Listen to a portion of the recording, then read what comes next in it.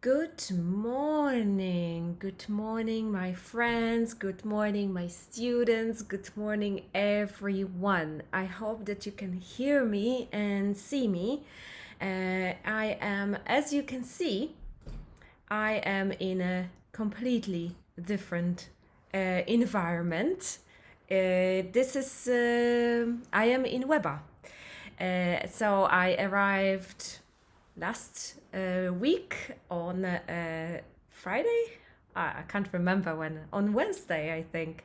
It's been a few busy days, of course, and I am still in Weba, and I will be here until next Monday. Have you ever been to Weba before? I hope that many of you have.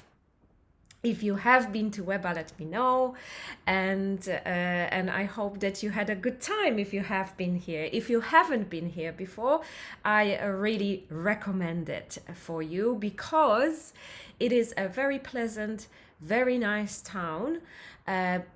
Maybe except summer. I don't think summer in Weba is that great. If you like crowds and you like to have fun and you're young, then I think Weba is great. But if you don't like these things, then summer is better to be avoided. So I think Weba is great in October, in September, in May, in June. So in these kind of months. Hi Magda, hello, and hi Małgorzata, hello, nice to see you here. So I'm just talking about Weba, and at the moment the weather is beautiful, very very nice. It is cold. It is not. It is not hot, well, but it's October, so what can you expect? But it's beautiful. Yesterday, the sun was shining all day. It was beautiful, and I went mushroom picking. I love mushroom picking, and I didn't pick many mushrooms yesterday, unfortunately, because it's already quite late for mushrooms. So I picked a few, and my mom made something. I think she will make a sauce out of it or something. But for me, it's the most important is to walk around the forest because I love it. I love the nature and I love peace and quiet and I love it. So it was beautiful and amazing to be in a forest and just to walk in the sunshine and have no one around. There was no one there. And it was great. I really, really loved it. And I recommend you to come to Weba at this time of the year. It's really, really pleasant. It's really nice. And it's really beautiful. And there's the weather is great for walks and for going somewhere to the forest. It's really nice. So, dzień dobry. To teraz czas na polski. Dzień dobry dla początkujących. Dzień dobry, dzień dobry. Witam Was bardzo serdecznie. Moi drodzy, o czym będzie dzisiaj lekcja? Dzisiaj będzie lekcja o Sober October, czyli o trzeźwym październiku. Co to jest ten trzeźwy październik? Będziemy sobie za chwilę mówić, będziemy sobie mówić trochę po angielsku, więc będę tłumaczyć i będziemy mieli słówka również. Ze względu na to, że to jest Sober October, czyli trzeźwy październik, będziemy sobie mówić o paru zwrotach i wyrażeniach, a także sporo będzie słówek, które wiążą się z alkoholem pośrednio lub bezpośrednio, bo są też takie, które po prostu tylko jakby będą idiomy, gdzie tylko ten alkohol występuje jakby jest wyraz jakiś tam, prawda, czy piwo, czy szampan, czy coś takiego, a wyrażenie zupełnie co innego znaczy i zupełnie się nie odnosi do alkoholu, więc będą też i takie rzeczy. Dlaczego postanowiłam zrobić coś takiego dzisiaj? Dlatego, że jeżeli interesujecie się językiem angielskim i poszperacie troszeczkę w internecie, będziecie na przykład śledzić wiadomości, jeżeli śledzicie wiadomości na BBC, czy na The Guardian, czy na CNN, chociaż nie wiem, czy w Stanach, chyba w Stanach też to jest, to zauważycie, że październiku, przez cały październik są wiadomości dotyczące Sober October. I również, jeżeli macie znajomych z na przykład Wielkiej Brytanii czy ze Stanów Zjednoczonych, to niestety oni pewnie konsumują spore ilości alkoholu. Oczywiście nie wszyscy uogólniam, ale generalnie w Wielkiej Brytanii na przykład kultura picia alkoholu czy chodzenia do pubu jest rzeczą normalną. W poniedziałek po pracy idzie się do pubu, we wtorek po pracy idzie się do pubu. Drinking lunches, podczas których gdzieś tam w jakichś firmach, podczas których można wypić sobie alkohol, też są. No i poza tym, jeżeli macie znajomych, którzy są dosyć młodzi i lubią wychodzić, to usłyszycie na pewno wiele z tych wyrazów, które Wam dzisiaj podam, lub jeżeli na przykład oglądacie seriale w języku angielskim, czy filmy w języku angielskim, to na pewno będą również te wyrazy, więc będziemy również mieli troszeczkę slangu, troszeczkę takich zwykłych, normalnych wyrazów i również idiomy, moi drodzy. Więc przechodząc już do naszej lekcji, Sober October, what is it? Okay, so Sober October, it takes place in October, of course, and it's a month when a lot of health organizations talk about sobriety. Bardzo wiele organizacji mówi o trzeźwości. A lot of organizations recommend or advise or encourage people to stop drinking during that month. Czyli bardzo dużo właśnie organizacji namawia ludzi do tego, aby w tym momencie, aby w tym miesiącu przestać pić alkohol. It's a challenge, czyli jest to wyzwanie. It is a challenge. It is a challenge that you can take and you can put it on Facebook and say, I'm doing Sober October this month and I'm not drinking alcohol, right? So it is also to raise awareness, czyli podnieść świadomość ludzi, raise awareness about alcoholism, about different diseases that alcohol can cause, right? And about the social problem and the social impact alcohol has on us. So when you go on the internet, you go on the news, you will see articles and certain news about Sober October and what people do to stop drinking. Yeah, in the UK, I think it is a very big problem because people, it's a culture. Pub culture, we say, tak? W Wielkiej Brytanii mamy tak zwaną kulturę pubową, czyli tam po prostu normalnie idzie się do pubu, tak? Tam się spędza czas, więc zaprzestanie picia alkoholu jest problemem. Dlatego mamy właśnie Sober October i te wszystkie organizacje namawiają nas do tego, abyśmy przestali pić. Czasami nazywa się to Sober October, czasami to się nazywa Get Sober for October, jakkolwiek to nazwać, i to się dzieje w tym miesiącu. No i przygotowałam dla Was, jak zawsze, parę wyrażeń i będzie quiz. Będzie quiz. Najpierw będziecie mówić mi, jaka jest poprawna odpowiedź, a później będziemy sobie te odpowiedzi sprawdzać. Ok?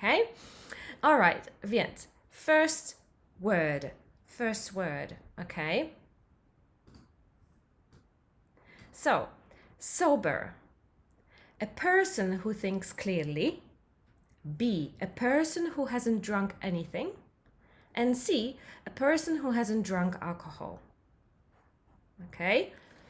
Again, sober is a person who thinks clearly, a person who hasn't drunk anything, and C, a person who hasn't drunk alcohol. I wybieracie, jak zawsze, w niektórych pytaniach mogą być dwie odpowiedzi poprawne. Okay? Więc to o tym pamiętajcie. Dziękuję, Paulina. Ok, jak zawsze będę czekać na 3 pierwsze osoby przez minutkę, 2, więc mogą być dwie opcje poprawne. Dla osób, które nie rozumieją, więc sober, czy jest to osoba myśląca tak na poważnie, tak mająca czysty umysł i trzeźwo patrząca, czy jest to osoba, która nie piła nic, czy jest to osoba, która nie piła alkoholu. Okay, so the first one, so Paulina said C and Małgorzata says C. Okay, good.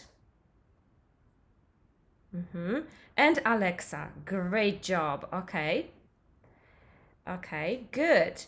So, sober is of course C, a person who hasn't drunk alcohol. However, sometimes we can say that we're thinking like a sober person. We could say that, right? But of course, a person who hasn't drunk alcohol. Alexa says also B. No, unfortunately, Alexa, B is not correct in this case. C is correct, right? Czyli tutaj poprawna odpowiedź to jest odpowiedź C. Sober oznacza co? Trzeźwy. Trzeźwy. Czyli jest to osoba, która nie wypiła nic, nie wypiła alkoholu. Więc spójrzmy sobie na tłumaczenie tego słowa. Czyli sober jest przymiotnikiem. Tak? Czyli a person who hasn't drunk any alcohol. Czyli oznacza trzeźwy. Jest przymiotnikiem, oznacza trzeźwego. Czyli możemy powiedzieć I can drive, I'm sober. Right? Czyli jeżeli jest przymiotnikiem, to będziemy stosować oczywiście, bardzo przepraszam Was za hałas, więc będziemy stosować oczywiście ten przymiotnik z czasownikiem to be, czyli I am, you are, he is i tak dalej, i tak dalej. I can drive, I am sober. Okay? Czyli tutaj odpowiedź była oczywiście ostatnia, tak? O ile pamiętam, było, że jest to osoba, która nie wypiła alkoholu. Okay, next question we have true or false questions. Oh, sorry. True or false question. All right? Czyli sobriety is a society of sober people. True or false? Czyli prawda czy fałsz? True or false? Sobriety is a society of sober people. Sobriety is a society of sober people. Okay? So, look at my mug. How cute. My mom collects mugs and she has a lot of them. So, it's huge. I don't know if you can see, but it's really big. I love it. I love it. I always drink it. I don't know if you know Ola Budzyńska, pani swojego czasu. Ola Budzyńska I follow her. And she has a coffee shop in Krakow. And she has similar mugs and she calls it wiadro. It is a wiadro, bucket. It is a bucket of coffee. Okay. All right. So, Małgorzata, thank you so much. Anyone else? Anyone else? True or false? Sobriety is a society of sober people. Sobriety is a society of sober people. Okay, anyone else? True or false? Guess. If you don't know, you can guess. Okay, so let's have a look. Alexa, thank you. Anyone? Anyone? Okay, we will check. All right, so sobriety is a rzeczownik, so a noun, and it is a state of being sober. A state of being sober, czyli trzeźwość. Trzeźwość. I live in sobriety. The price of alcohol made me live in sobriety. Okay, I think this is a sentence for people in Sweden or people in Norway. Yeah, because apparently alcohol is very expensive in those countries, so people can choose to live in sobriety because the alcohol is very expensive. So we have sobriety, czyli trzeźwość. Żyję w trzeźwości. I live in sobriety. The price made me live in sobriety, czyli cena alkoholu sprawiła, że żyję w trzeźwości. Okay? Ja bardzo lubię to słowo. jest naprawdę, według mnie jest bardzo ładne, sobriety. Bardzo, w ogóle jak poznałam to słowo po raz pierwszy, to jakoś inaczej je czytałam. Wydaje mi się, że zapis tego słowa jest dosyć interesujący i nie wiem dlaczego, ale jakoś tak zawsze źle go wymawiałam, źle go czytałam, dopiero po jakimś czasie się nauczyłam, że się wymawia go sobriety. Jest taka piosenka, Tanita Tikaram śpiewała, ale nie pamiętam co tam było. Wiem, że jest sobriety w tytule i bardzo lubię tę piosenkę. To tak abstrahując od tego. Okay, good. So, thank you so much for your answers and this one is easy. This one is, well, actually, maybe not. Well, let's see. So, drunk. Drunk can be a noun, an adjective and a verb. True or false? Czyli drunk, słowo drunk może być rzeczownikiem, przymiotnikiem i czasownikiem. Prawda czy fałsz? Ok? Czekam na Wasze odpowiedzi, moi drodzy. Czekam na Wasze odpowiedzi. Musicie się troszeczkę nad tym zastanowić, ok? You have to think about it a little bit because it is a little bit tricky, I think, because people use it in certain ways, this word. So think about it, let me know. If you don't know, shoot. It's okay to shoot. You will learn more, I think. Małgorzata says that it's true. Anyone else thinks it's true or doesn't agree with Małgorzata? What do you guys think? Alexa says T. Okay, yeah, that's a good point, Alexa. Thank you so much. Słuchajcie, jeżeli nie chcecie pisać true, false i tak dalej, bo to czasami zajmuje czasu, możecie tylko dać T lub F. I też będzie dobrze, tak jak Alexa tutaj dała. Dała T i też jest ok. Aga, thank you so much. So I have three answers. Everyone, Małgorzata, Alexa and Aga say that it is true. And it is true. Of course, it is true. So let's have a look again at the answers. Drunk jest przymiotnikiem. Someone who has had too much to drink. Okay, so it is pijany. I had 2 glasses of wine and I'm drunk. Okay, czyli możemy tutaj użyć tego jako przymiotnika. I znowu, jeżeli to jest przymiotnik, to oczywiście stosujemy czasownik to be. I am drunk. Okay, so on the left, by the way, there's a gentleman who has a green beer. Why does he have a green beer? Because it's Saint Patrick's Day in Ireland, and on that day, they add special coloring to their beers, and the beer turns green. And everything is green, and the beers too, and your tongue gets also green from that. It's very interesting, I think. And everyone gets drunk, of course, whatever. Drunk can be, of course, also rzeczownikiem, so it can be a noun. So it is someone who drinks a lot. Jest to pijak. He is a drunk. I tutaj, moi drodzy, tak przy okazji zaznaczam, jak bardzo duże znaczenie ma stawianie przed słowem jakimkolwiek.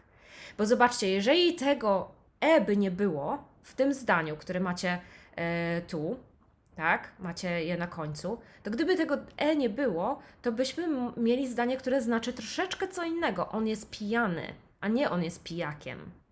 Tak? Więc zauważcie, jak wielką różnicę robi nam to Takie małe słowo, a jednak, tak? He is a drunk, czyli on jest pijakiem. He is drunk, on jest pijany. Alright? And the last one is a verb, czasownik. Czasownik, tylko że tutaj to jest czasownik w trzeciej formie. Past participle, third form of drink. Czyli jest to pić w czasie przeszłym, tak? I drank too much yesterday. Sorry, I have drank too much. Okay, sorry about that. It's a mistake, but it should be I have, right? So, I have drank too much yesterday. No, it's a wrong sentence, sorry. I don't know why, but don't mind it. Okay, I will write it here in the comments. So, I have drank too much right? Then that's a correct sentence, all right? Okay, so don't mind it, I make mistakes as well. I have drank too much, all right? So that's one thing, drunk. So next one is tipsy. Tipsy. Tipsy. Is it very drunk, slightly drunk, or sober?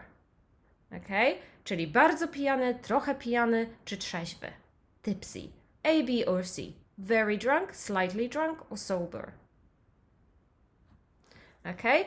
So, I am waiting for your answers, and we will have a look at the answers again. Let me know in the comments, A, B, or C, very drunk, slightly drunk, or sober. All right? And I am going to have some coffee. Sorry for the mistake before. I actually did this very late at night, so sometimes it is a little bit difficult to focus. Tak więc zignorujcie mój poprzedni błąd z tym I have i I drank, dlatego że no, robiłam to bardzo późno w nocy. Muszę się, taki jest mój, taka jest moja wymówka, ale mam nadzieję, że załapaliście, o co mi chodziło. Okej, dobra, tipsy.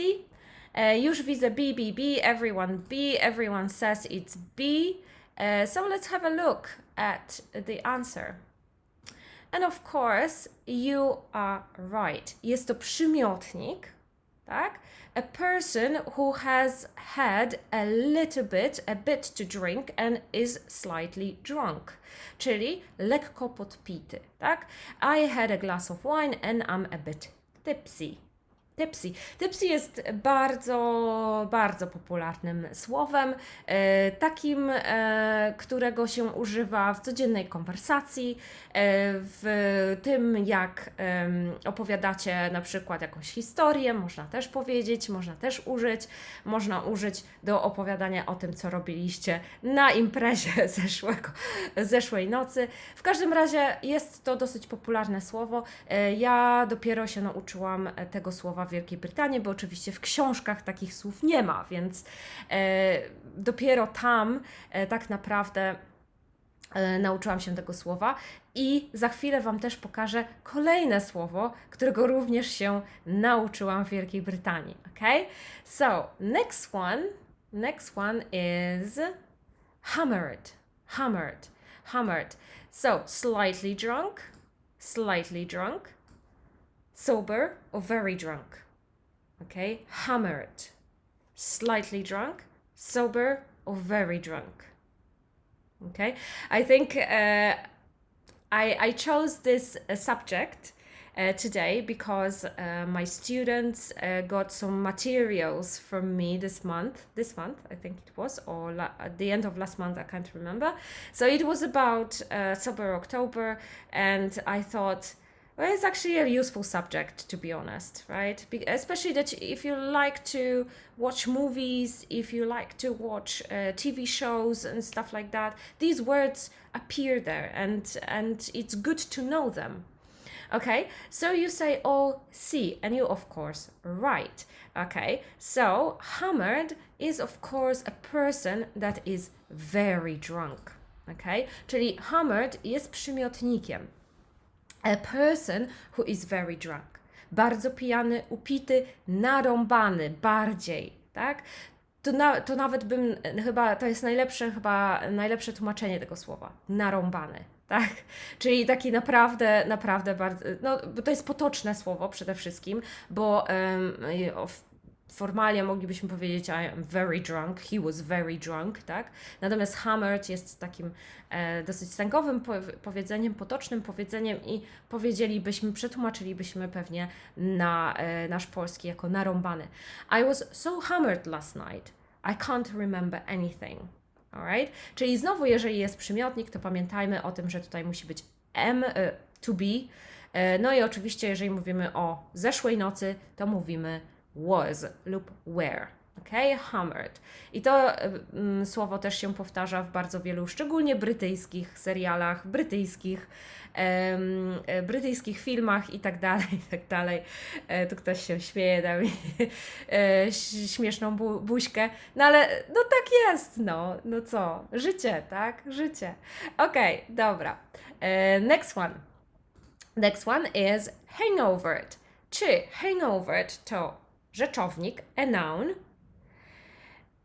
B, a verb, czyli czasownik, i C, an adjective, czyli przymiotnik. Rzeczownik, czasownik i przymiotnik, okay? So, which one is it? Hangovered, okay?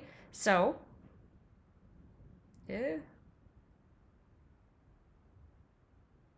okay.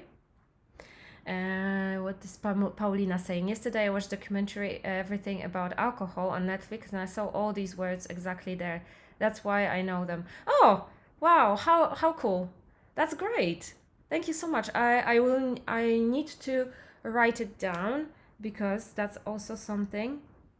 Everything about alcohol, Netflix. Okay, so this is something that that I could give my students to do. Okay, so hangover, C. Everyone says C. It's an adjective. Of course you are right. So hangover lub ed. Dałam wszystko na jednym slajdzie, żebyśmy się nie rozdrabniali, tak? Czyli hangover jest rzeczownikiem, a z końcówką ed, hangovered, jest przymiotnikiem. Okay? Czyli hangover, a feeling you get after you drink. And hangovered is a person who has a hangover. Okay? Czyli hangover to jest kac, a mieć kaca, być skacowanym bardziej, być skacowanym niż mieć kaca, to jest hangovered. Tak? Czyli tutaj I have a hangover i I am hangovered. Okay? So, again, hangover jest rzeczownikiem, oznacza kaca, a hangovered jest przymiotnikiem i oznacza skacowanego, tak? Niż mieć kaca. Tak, no powiedzmy, tak more or less, jak to się mówi, można to przetłumaczyć. Very good. Okay, we are getting to the end. Okay, so next one. If someone drinks like a fish, they A. Don't drink alcohol. B. Drink a little bit of alcohol occasionally. And C. Drink a lot of alcohol. Okay? Więc dla tych, dla początkujących, wyrażenie drink like a fish oznacza, że jak powiem, że he drinks like a fish, oznacza, że ktoś nie pije alkoholu w ogóle, B. Pije tylko troszeczkę, okazyjnie, i C. Pije bardzo, bardzo dużo. Okay, so I can see that also you are already answering.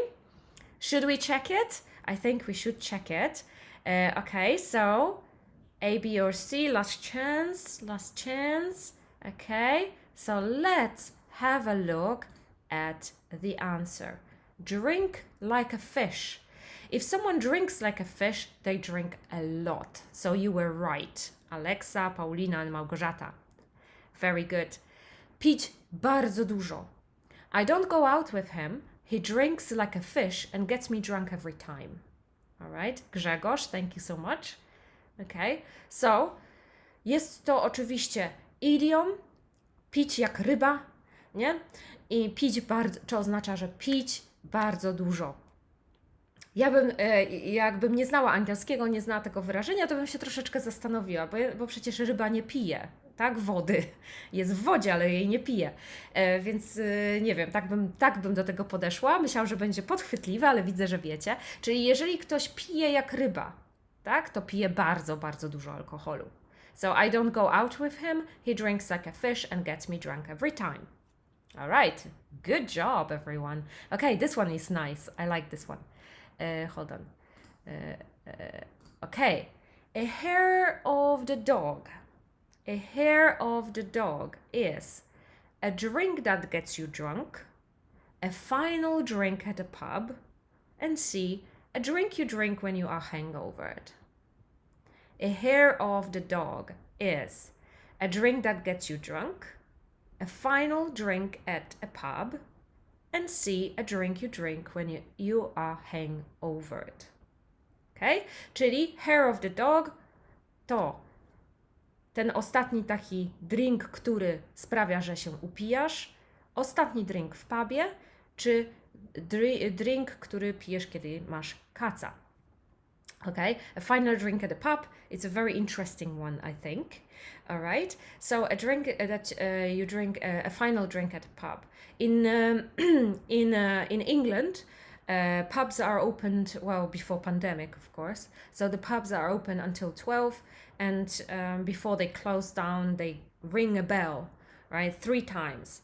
And it's the first time they ring, everyone goes to the bar and buy the last drink.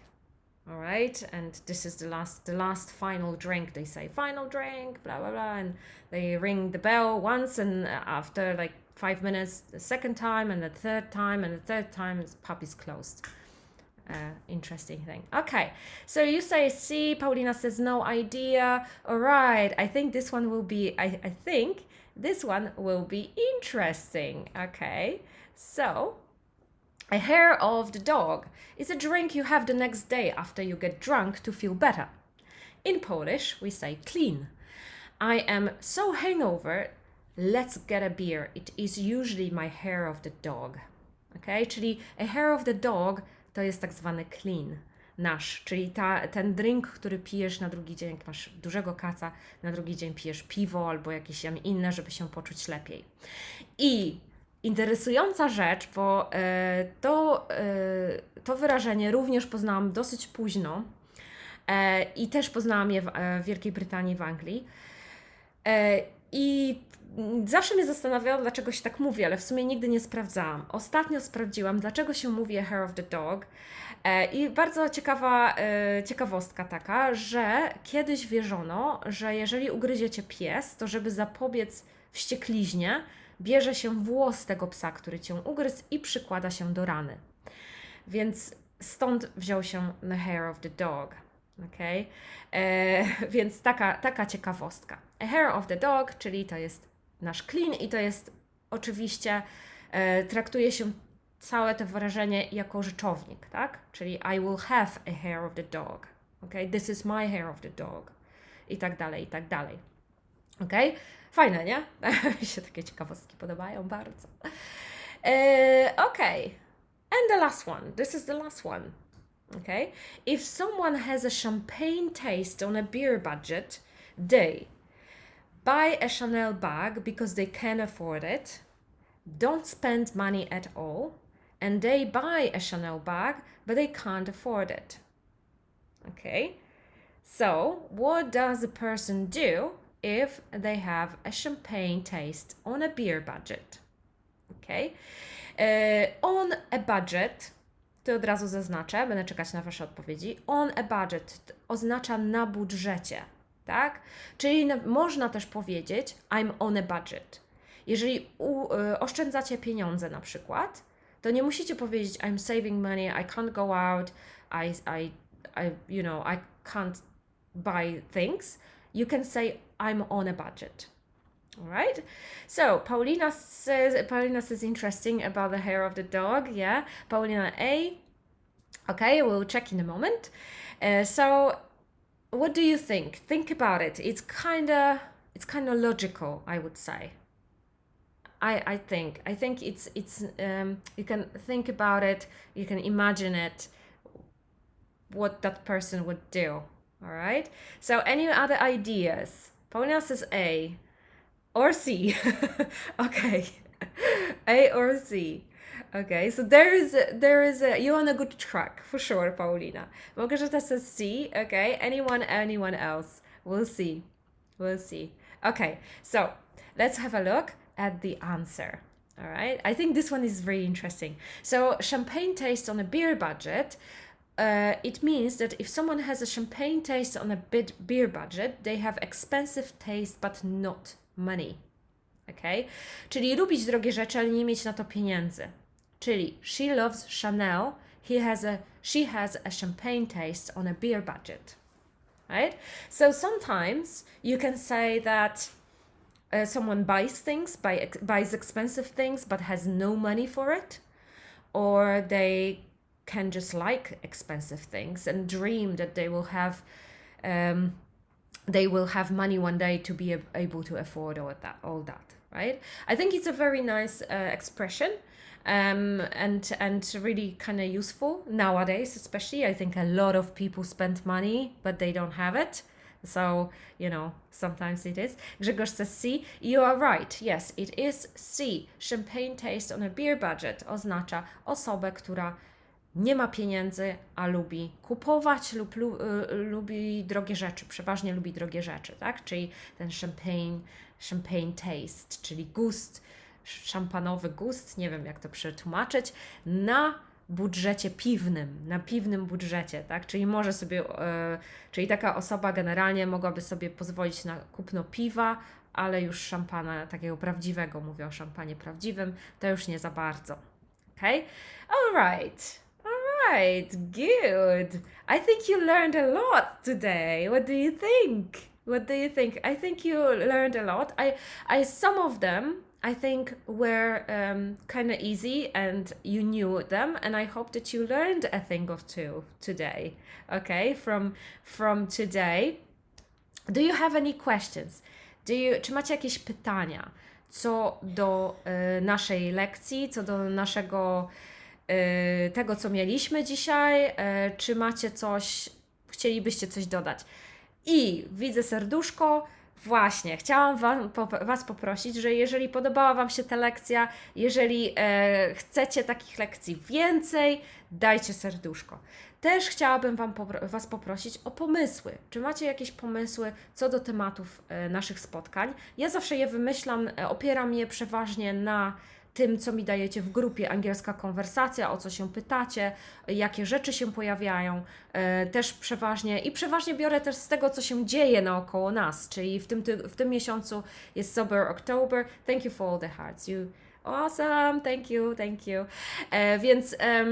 Więc często właśnie biorę tematy z tego, co się dzieje wokół nas. W październiku jest Sober October, w listopadzie jest Movember, czyli miesiąc świadomości o raku prostaty, tak? Coś w tym stylu, więc to też jest ciekawa rzecz, bo w tym momencie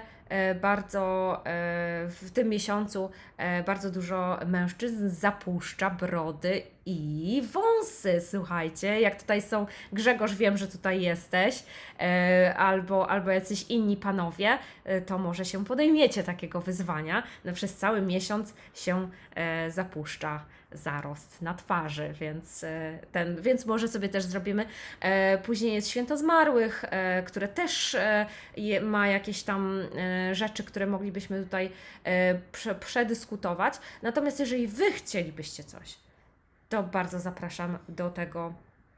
Mental illness. Mental illness is a great one, I think. Actually, yeah, we had a mental illness day, right? Last week, I think, Magdalena. So I think this is also a very good suggestion. I think I'm gonna plan it. I'm gonna do it for sure. Więc mental illness, czyli jakieś może coś związane z depresją albo z dbaniem o siebie, o swoje własne zdrowie psychiczne, też by było super. Moi drodzy, na koniec oczywiście zapraszam Was serdecznie na lekcję angielskiej konwersacji z native speakerem. Podaję adres strony, tutaj macie, okenglish.eu, i tam możecie sprawdzić naszą ofertę. Ja nazywam je treningami angielskiej konwersacji, gdzie spotykacie się z native speakerem i ćwiczycie mówienie. Przede wszystkim mówienie, skupiamy się na konwersacji, skupiamy się na tym, abyście mogli się otworzyć, abyście mogli zacząć mówić, uwierzyć w siebie. Nie tylko uczymy języka angielskiego jako języka angielskiego, nie tylko słówka, gramatyka, nie wiem, wymowa i tak dalej, ale uczymy przede wszystkim tego, abyście się mogli troszeczkę bardziej otworzyć, żebyście mogli uwierzyć w siebie, żebyście mogli zacząć również mówić. Dlatego między innymi zajęcia z native speakerem, bo native speaker sprawia, że jednak wchodzimy na głęboką wodę i się przełamujemy i zaczynamy mówić. Nie mamy wyboru, bo z polskim nauczycielem to też nie jest tak do końca, że możemy sobie cały czas po angielsku porozmawiać, bo zawsze jednak tym polskim się ratujemy, a tutaj wchodzi native speaker i jednak wyboru nie mamy, trzeba się dogadać, nie? Więc jeżeli chcielibyście w końcu zacząć mówić, w końcu się otworzyć, to bardzo, bardzo serdecznie Was zapraszam do kontaktu okenglish.eu, ale również na Facebooku możecie wysłać mi wiadomość i możemy się umówić w ten sposób. Nie musicie wchodzić na stronę i wypełniać formularza, tylko możecie po prostu do mnie napisać na Facebooku. Paulina says, great lesson, thanks. It's so satisfying when you already saw some words and then you tell us the same and I have a great revision. Thank you. You're welcome, Paulina. I am glad that you like it and that it was useful. I tutaj właśnie ktoś mnie ostatnio zapytał, ale to też zrobimy sobie jeszcze trochę, mam czasu, więc sobie pogadam, ale ostatnio na naszej grupie Angielska Konwersacja było pytanie, jak radzić sobie z powtórką słówek, jak się uczyć słówek. I ja generalnie stwierdziłam, że zrobimy sobie taki wykład o tym, jak się uczyć słówek. Ja zbiorę wszystkie pomysły, bo jednego systemu nie ma, jest wiele systemów i różnych i to zależy od Was. Ale jedna rzecz, którą bym chciała na przykład Wam powiedzieć, jest to, że niektóre słówka Wam utkną w głowie, niektóre uciekną i to jest normalne. My nie jesteśmy w stanie zapamiętać wszystkiego tego, czego się uczymy w ciągu wszystkich lekcji, więc jakby nie należy się spinać, że ja teraz mam cały zeszyt słówek, ja w ogóle nic z tego nie pamiętam, bo na pewno pamiętacie coś z tego, tylko po prostu w pewnym sensie, zapominacie, tak? Zapominacie tych słówka, bo nie powtarzacie może, albo po prostu ich nie używacie. Ale jeżeli się uczycie regularnie, systematycznie, jeżeli robicie postępy, jeżeli z nauczycielem przerabiacie lekcje, to słowa, które są najczęściej używane w języku, będą się powtarzać. I dzięki temu, że będą się powtarzać, będziecie je zapamiętywać. Więc na przykład rok temu mieliście jakieś słówko, którego nigdy nie używaliście, zapomnieliście i tak dalej, i nagle czytacie coś, z nauczycielem nawet, dajmy na to, na lekcji, albo macie jakiś materiał i pojawia się to słówko. I Ty wiesz, że to słówko znasz, tylko musisz odkopać je z pamięci. Nauczyciel Ci przypomina, że to słówko znaczy to i od tamtego momentu prawdopodobniej, nawet jeżeli nie będziesz go używał, to sobie go przypomnisz. Poza tym, moi drodzy, pewne słówka po prostu nie zostają nam w głowie, bo są nam niepotrzebne. Tak? My mamy pewien zasób słownictwa, my używamy pewnych słów na co dzień. Te słowa się powtarzają, bo robimy ciągle te same rzeczy, pracujemy z tymi samymi ludźmi, mamy takie same projekty i po prostu tak nam pasuje, że używamy tych samych słów. Jeżeli używamy tych samych słów ciągle, to one nam zostają prędzej czy później w głowie. Natomiast tych, których nie używamy, to one nam nie zostaną, szczególnie gdzieś tam na początku nauki. Z czasem, oczywiście, jak będziecie więcej się otaczać językiem, będziecie korzystać z tego języka i w mowie, i tak troszeczkę biernie, czyli będziecie czytać i będziecie oglądać coś po angielsku, to jednak będziecie więcej zapamiętywać, nawet słowa, których Wy nie używacie. Ja na przykład czasami sama się sobie dziwię, że ja znam takie słowa. Nie pamiętam, co to ostatnio było. Nie przypomnę sobie, ale to było jakieś narzędzie do remontu, którego ja w ogóle nigdy w życiu nie używałam, a mimo wszystko skądś go znam i skąd się znam i sama się sobie dziwiłam, skąd ja je znam, a znam je po prostu z tego, że gdzieś tam je usłyszałam, gdzieś może w jakimś filmie jeszcze było, gdzieś w jakiejś książce się pojawiło i gdzieś tam się zapamiętało. Ale takie rzeczy przychodzą z czasem. Tak? Na samym początku, czy jak jesteście troszeczkę na poziomie B, to trzeba się po prostu na to nastawić, że no nie wszystkie słowa zapamiętacie. Nie wszystkie słowa zapamiętacie.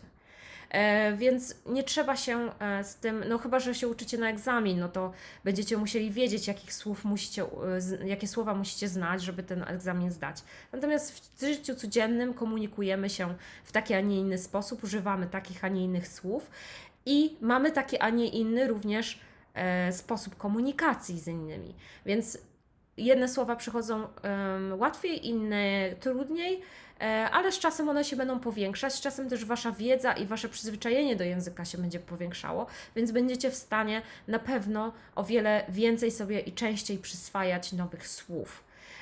Właśnie przez takie dosyć bierne posługiwanie się tym językiem, czyli przez oglądanie na przykład, czy przez czytanie, tak jak Paulina tutaj, tak? Paulina widziała jakiś dokument, jakieś tam słówka były i nagle, tada, tak, z jakiegoś powodu trafiła tutaj i powtarza sobie i nagle te słowa się powtarzają, ona sobie je powtarza i się założę, że już będzie pamiętała większość z tego, co tutaj mieliśmy.